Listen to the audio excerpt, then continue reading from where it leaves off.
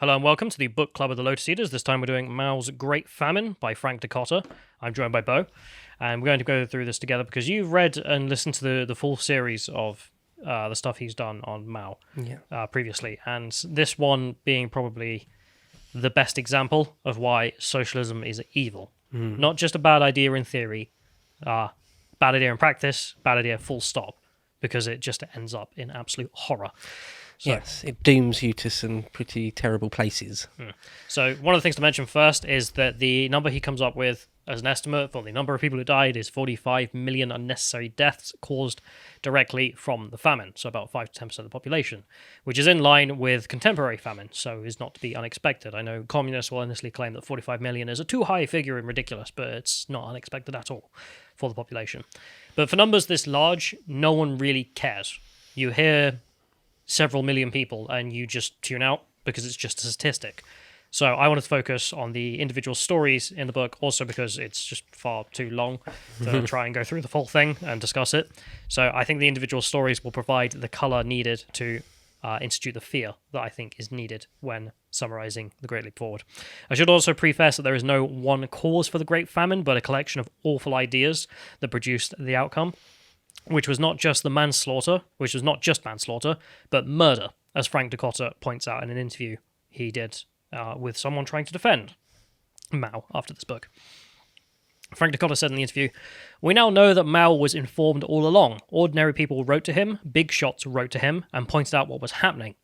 Mao himself sent people out to the countryside to investigate, who wrote detailed reports. The point really must be that Mao did not care. He was immune to the loss of life. We have to keep in mind that the food was used as a weapon to punish people. In other words, we must make a distinction between people starving to death and being starved to death. The latter, being starved to death, by punishing them, by banning them from the canteen, is an act of murder. When this happens on a mass scale, this constitutes mass murder. Mao actually said, quote, 'It is better to let half of the people die so that the other half can eat their fill.' That's exactly what happened. They took food away from the categories of people who seemed to be more disposable than others. Take away the food from the countryside to feed the city. Take away food from the poor to export it abroad. Mao made it clear that one has to make sacrifices in order to achieve the communist realm." So that's the example, Frank Dikötter, I want to preface this with. And let's go through the book, shall we? So, first things first, which is the opening section. So he lists how we end up here. So Mao decided that he would pursue getting to utopia, primarily through purging rightists, is how he describes everyone who's not a communist. Declaring nature some kind of class traitor. And the way he did this was through the nonsense irrigation projects he set up, the declaring war on nature in a statement in which he said, "There is a new war, we should open fire on nature." I mean, you are dealing with a lunatic. That is insane, isn't it? I mean, if you couldn't get any more insane. He also started turning houses into fertilizer, so I think the statistic in the book is roughly about 50% of all pre-Great Leap Forward housing ended up as fertilizer. Just tearing down people's houses. I've heard somewhere it said that, you can't believe the numbers, but it said something like 80 or 90% in some areas of all buildings were ripped down for fuel. Because everyone's been turned to the communes anyway, so when do you need them? Right, exactly. There's also the Lysenkoism that was introduced, so the idea that crops had collective solidarity with each other, another socialist pseudoscience. There was also the creation of tension over the islands with the Taiwanese to try and make a sense of atmosphere that would promote collectivization. Also setting up the people's communes and melting all equipment into lumps of steel that were completely useless. And also raiding houses of rich peasants. Rich peasants. I mean, of all the valuable belongings they had and then taking them to the collective. Well, it does make me think that I've heard it said that the sort of the crowning crime of the Soviets, the Russian Soviets, was the Holodomor. To understand the Stalinist period, you must first really come to grips with that. And I've heard it said about Maoist era China that it's the Great Leap Forward, which is the key thing really to understand, because it came 10 years into China, communist rule in China, and of course there's many more years of Mao after it, and quite often the Cultural Revolution is one of the main things you'll see documentaries about, which is way after this, but it's the Great Leap Forward, which is sort of, again, the crowning crime of the CCP. But also the thing you need to understand. Yes, absolutely. Yeah. Before and after. Yeah. So let's get right into it. That's the setup. That's where he takes us, Mao, into the reasons to understand why all of these stories we tell you next, why they took place. So story number 1 has to be the waste before the storm, as I've dubbed it.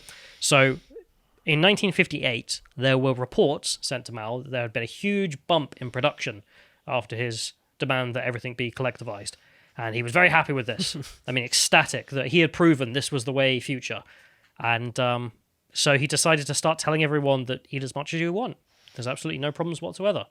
If you could read it, story. Yeah, they saw that bump and they thought, oh, our socialist system does work. Yeah, according to Dikötter, quote, Mao was delighted. As reports came in all over the country about new records in cotton, rice, wheat or peanut production, he started wondering what to do with all the surplus food. Mao speaking, how are you going to eat so much grain? What are you going to do with all the surplus? We can exchange it for machinery, Zhang responded after a pause for thought. But you are not the only one to have a surplus. Others too have too much grain. Nobody will want your grain. We can make spirits out of taro, suggested another cadre. But every county will make spirits. How many tons of spirits do we need? Mao mused. With so much grain, in future you should plant less, work half the time and spend the rest of your time on culture and leisurely pursuits. Open schools and a university, don't you think? You should eat more. Even 5 meals a day is fine. So, I mean, really ecstatic, honestly believed the nonsense they were being given. That, yeah, everything's going not only good, fantastically. But yeah, and even if that were the case, don't you think a quote like that, even 5 meals a day is fine, etc., etc., work half the time, it speaks of a childlike mind, don't you think? That's one of the things I think about Mao quite often, his quotes and his policies and what he decided to do and when. It's very much like a child, I feel. I don't know if you got that impression. The more I thought about it after you mentioned it, when we were having a conversation before about this, it definitely seems it. I mean, to be honest, it's very much with most socialists, the way they think about things. But Yeah. But that sentence there, even 5 meals a day is fine. It seems some people took that sentiment extremely literally. And we have the next story here. Okay. In Jiangning County, Zhengzhou, I'm probably going to butcher a lot of these pronunciations, some villagers gobbled down a kilo of rice in a sitting. Extravagance in consumption was even greater in the cities, some 50 kilos of rice ending up in the gutter on a single day in late 1958 in a Nanjing workshop.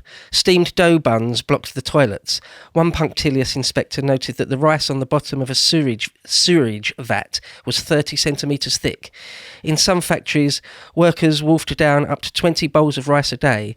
The leftovers were fed to the pigs. The feast did not last. I mean, that's just amazing. Like, this is the period before the famine, right? As in, like, there's several months leading up to a famine that's going to kill 10% of the population. And they're just throwing food away.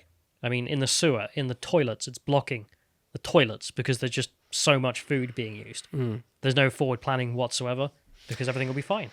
There's a big part in that book and some of the others where Dikötter talks about just the culture of waste. Obviously, the Great Leap Forward is a bit different because it's a period of scarcity, of famine, obviously.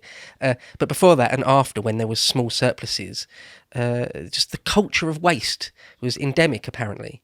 It's like when if food or even work tools and implements are held collectively, nobody owns them, so nobody really cares.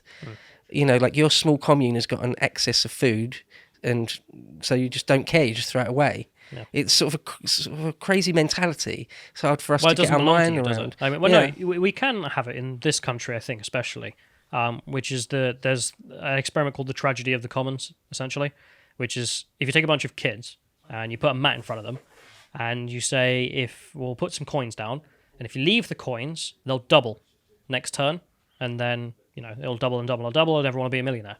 And you leave all the coins and say, right, if you take them, they're yours, but if you leave them, they double. Everyone takes as many as they can and leaves nothing. But if you plot off the areas and this is your plot, this is your plot, this is your plot, people leave them. Right. Because if there's no ownership of the thing, then just it's free goods, take it. I mean, there's a quote here, I can't remember if I included it, in which someone says, the only thing that's yours is what's in your stomach, which is very true. Because they never really abolished private property, it just reduced the size of the person's stomach. That's a good way of putting it. Yeah, terrible, really. I probably should have brought it up, but this is the message to the editor. But if we can get an image of the communes up here, just to show people the communes, because we don't have many images, so I thought we might include this, because it's good to get a sense of what's going on the ground. Like giant communes, that was the idea, wasn't it? The economies of scale, the bigger the commune, the more efficient it would be. Yeah. So you ended up with vast communes, or that was the idea. But then people just starved on a vast scale then, when the collective canteen failed for whatever reason. Well, the fundamental socialist idea being that people are naturally collectivist, naturally have solidarity with each other and all the crap that they believe. And no, they're not. They're just fundamentally not. I mean, anyone who with a brain who has experienced or just looked at Somalia, for example, could tell you that there's no collective solidarity of humans. Doesn't work. Anyway, but let's move on to story number 2. So that's the setup. So we've had the setup of where he's taking them, the fact that there was this huge surplus, they thought, and therefore they wasted loads of it as well, which is going to make everything else much more sad. But then there's story number 2, which is the warning signs leading up to all of this. Okay, Dikötter says, imports from the Soviet Union rose by an astounding 60% in 1958 and 1959, not to mention imports from Britain, Germany and the Eastern Bloc. Of course, when the famine started, this reckless spending exasperated the situation, and they needed to keep exports up to fulfil their contracts. How to pay this shortfall was discussed by Mao and his men. Now, a quote, in order to construct socialism and build a better future, people will agree to eat a little less if we explain the reasons, said Beau. In order to honour foreign obligations, exports for 1959 were substantially increased from 6.5 to 7.9 billion yuan, while exports grew only 3% to 6.3 billion. Grain earmarked for foreign markets, for instance, was doubled to 4 million tonnes. Some readers may think that this was merely a few percentages of the total grain output, but in a poor country, a few million tonnes made the difference between life and death. As Wang Yengzhong bitterly pointed out in 1961, when the country was groping for a way out of the famine, Hubei province, of which he was leader, received 200,000 tonnes from Beijing to fight mass starvation in 1959, but the state exported more than 4 million tonnes the same year. So we'll get in there for a second, just the we're starting to see there the obsession with the exports. So beforehand, they massively, as you mentioned, increased imports. So they're wasting all of their money on stuff they're not going to be able to use later on anyway. But, should they have known this? Probably, but they didn't because grand plans and all that. But also the obsession with making sure they reach their exports. Even when their own people are starving, they're exporting 4 million tons of grain to countries that don't need the grain to survive, but just to fulfill contracts. A lot of it, it seems, more than even the Soviets themselves, it was just an exercise in appearing that your society worked perfectly, regardless of the human cost. Dikötter does say somewhere in one of the books that the Great Leap Forward is evidence that a command economy will never work. Price fixing, for example, and just the nature of a centralised command economy, it will lead to starvation and shortages. People say, the classic leftist thing to say, communism has never been tried. It's never been allowed to be tried properly. Yes, it has, multiple times, and it always ends the same way. That's just one of the worst lies ever, that it's never been tried. But also, nonsense. The closer and closer we get to it, the more people die. Yeah, right. So maybe when we reach 100% communism, everyone's dead. Is that the idea? Yeah, or unless their concept of utopia includes millions of deaths, perhaps. Oh, it does. I mean, when you see them talking about how do we get the socialist utopia, they always talk about everyone they're going to kill. That's usually the first thing on their mind. Anyway, but I also wanted to mention, you picked up on a great point there, that they're obsessed with image. But what is strange is surely that they're obsessed with the image they give off to foreigners, but not their own people. I mean, it obviously makes sense because the totalitarian communist regime wants to win over the world, doesn't really care about the people. But the fact that they are willing to starve millions of people to death I mean, just on that 4 million tons of grain alone, just to fulfill some stupid contract with some foreigners. Who cares what the foreigners think? Like, you've got people to feed. They'll understand. We'll defer the contract a year. Pay some interest. What's the problem? But no, instead, that was their priority. To watch the full video, please become a premium member at lotuseaters.com.